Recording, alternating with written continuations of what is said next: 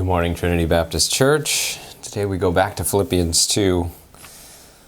It seems to me like every section we read, I want to say, oh, this is one of my favorite sections of Philippians. I do love this book.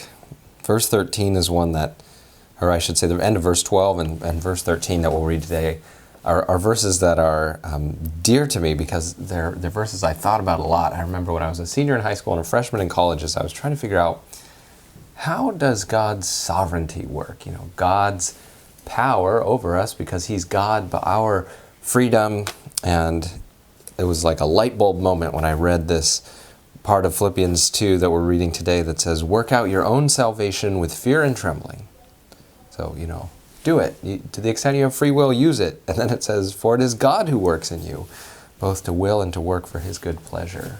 It's kind of this both and situation that, of course, only Scripture could put it so well. Anyhow, this section is precious to me. We're just going to read today Philippians 2, 12 through 18. Let's read it together. Therefore, my beloved, as you've always obeyed, so now, not only as in my presence, but much more in my absence, work out your own salvation with fear and trembling. For it's God who works in you, both to will and to work for His good pleasure.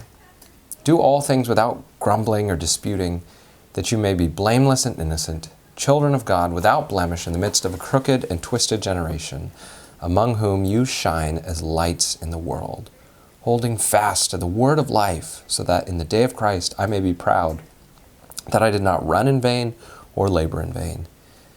Even if I am to be poured out as a drink offering upon the sacrificial offering of your faith, I am glad and rejoice with you all. Likewise, you also should be glad and rejoice with me.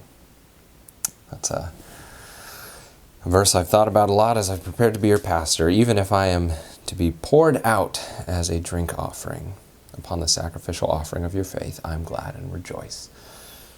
Even if I am poured out to the very last drop, I rejoice and give thanks that I get to, and that God would use even us at Trinity Baptist Church.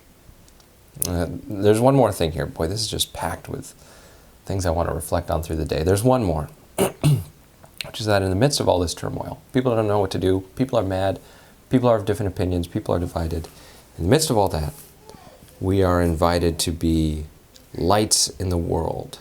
It says, do all things without grumbling or disputing, that you may be blameless and innocent, children of God without blemish in the midst of a crooked and twisted generation, among whom you shine as lights in the world, holding fast to the word of life, which is exactly what I think it encourages us to do today, to hold fast to the word of life, and thereby shine like lights in this world that desperately needs the light of the world.